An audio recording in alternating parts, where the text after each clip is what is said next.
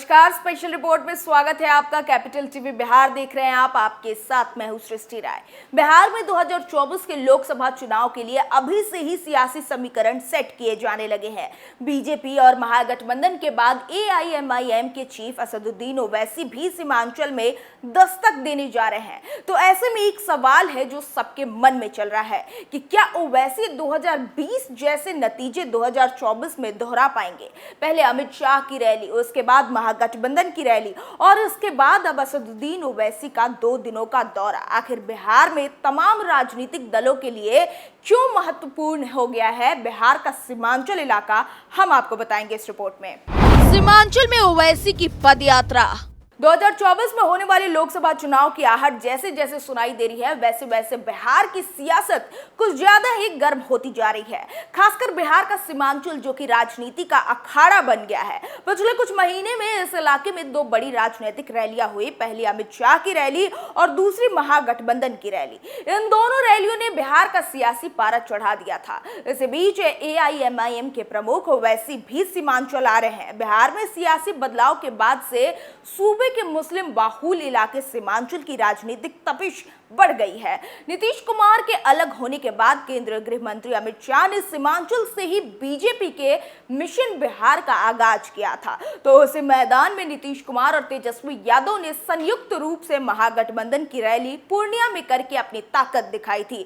वही अब अपनी सियासी जमीन को बचाने के लिए एआईएमआईएम के चीफ असदुद्दीन ओवैसी उतर रहे हैं। हैदराबाद के सांसद असदुद्दीन ओवैसी 2 दिवसीय पर सीमांचल पहुंच रहे हैं। ओवैसी 18 और 19 मार्च को सीमांचल के पूर्णिया और किशनगंज जिले में सीमांचल अधिकार पदयात्रा करेंगे। ऐसे में रैली के दौरान उनके निशाने पर जितना बीजेपी रहेगी उससे कई अधिक निशाने पर महागठबंधन रहेगी। खासकर राजद रहने वाला है, क्योंकि आरजेडी ने उनकी पार्टी के 4 विधायक को तोड़ दिया था, जिसकी वजह से ओवैसी राजद से बेहद खफा है। माना जा रहा है कि ओवैसी सीमांचल में मुस्लिम मतदाताओं को यह समझाने की कोशिश कर सकते हैं कि उनके वोट तो लिए जा रहे हैं, लेकिन उन्हें उनका वाजिब हक नहीं दिया जा रहा है। सीमांचल के विकास एजेंडे को लेकर भले ही ओवैसी पदयात्रा पर उतर रहे हो, लेकिन इसके पीछे उनका सियासी मकसद भी छिपा हुआ है।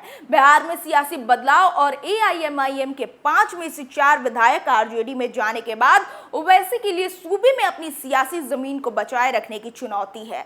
2020 में ओवैसी की पार्टी को सीमांचल इलाके की सीटों पर जीत मिली थी। ऐसे में ओवैसी का बिहार में सारा सियासी दारोमदार मुस्लिम बाहुल सीमांचल पर ही टिका है, जिसे बचाए रखने के लिए उतर रहे हैं। आपको बता दें कि 2019 में किशनगंज विधानसभा सीट पर हुए उपचुनाव में एआईएमआईएम की प्रत्याशी कमरुल होदा की शानदार जीत के साथ बिहार में खाता खोलने में कामयाब रही थी।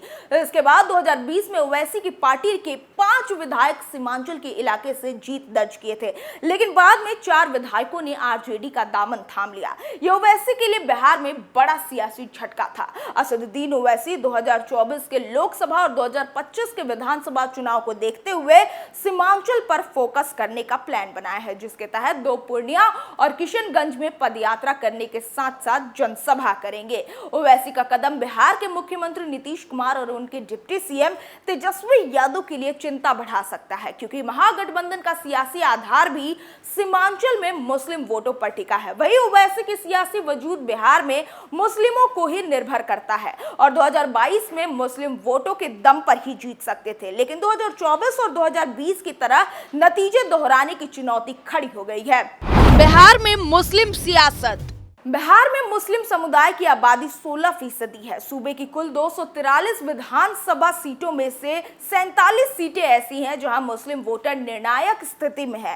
इन इलाकों में मुस्लिम आबादी 20 से 40% या इससे भी अधिक है। बिहार की 11 सीटें हैं जहां 40% से ज्यादा मुस्लिम मतदाता हैं और 7 सीटों पर 30% से ज्यादा है। इसके अलावा 29 विधानसभा सीटों पर 20 से 30% के बीच मुस्लिम मतदाता है।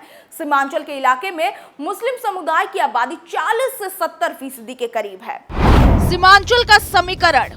बिहार के सीमांचल क्षेत्र में 4 लोकसभा सीटें और 24 विधानसभा सीटें आती हैं। 2019 के लोकसभा चुनाव में नीतीश कुमार एनडीए के साथ रहते हुए जेडीयू को 2 सीटों पर जीत हासिल की थी और बीजेपी ने 1 सीट पर कब्जा जमाया था, जबकि 1 सीट कांग्रेस को मिली थी। 2020 के विधानसभा चुनाव में सीमांचल की 24 विधानसभा सीटों में से बीजेपी 8, कांग्रेस 5 और जेडीयू 4 सीटें जीती थी। आरजेडी और भाकपा माले ने एक एक सीट जीती थी।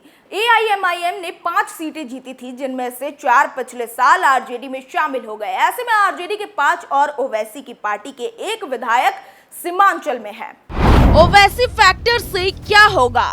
बिहार में राजनीतिक बदलाव के बाद बीजेपी अपने खुद के दम पर खड़े होना चाहती है, जिसके लिए केंद्रीय गृह मंत्री अमित शाह ने सीमांचल के पूर्णिया में रैली करके हुंकार भरी थी। सीमांचल के किशनगंज लोकसभा सीट से एक समय बीजेपी के शाहनवाज हुसैन सांसद रह चुके हैं और अब बिहार में वो सक्रिय है। ओवैसी दोबारा से सीमांचल में फिर सक्रिय है तो बीजेपी की नजर भी इसी इलाके पर है। ओवैसी के बिहार के चुनावी मैदान में उतरने से बीजेपी को 2020 में सीमांचल में सियासी फायदा मिला था।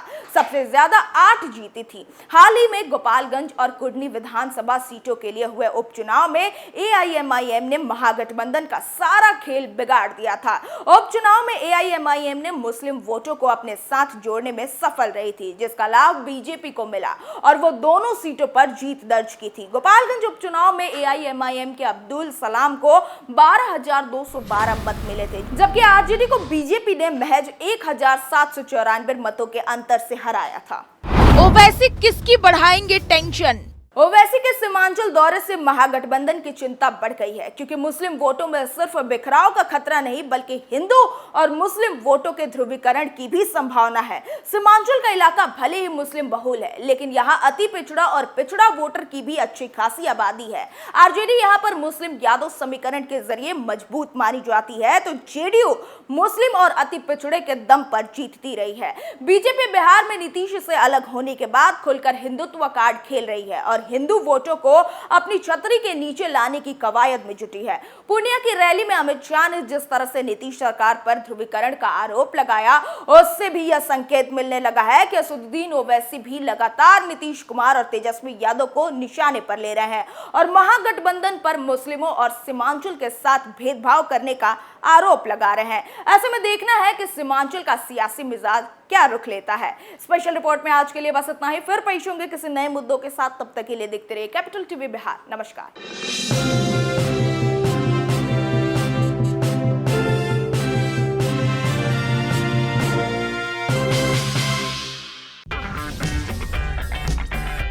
अगर आपको हमारा वीडियो पसंद आया हो तो इसे लाइक करें, हमारे चैनल को सब्सक्राइब करें और हाँ, बेल आइकन दबाना ना भूलें ताकि आप तक हमारे वीडियो की नोटिफिकेशन पहुंचती रहे। आप अपना सुझाव हमें कमेंट बॉक्स में दे सकते हैं। हमारे साथ जुड़ने के लिए शुक्रिया।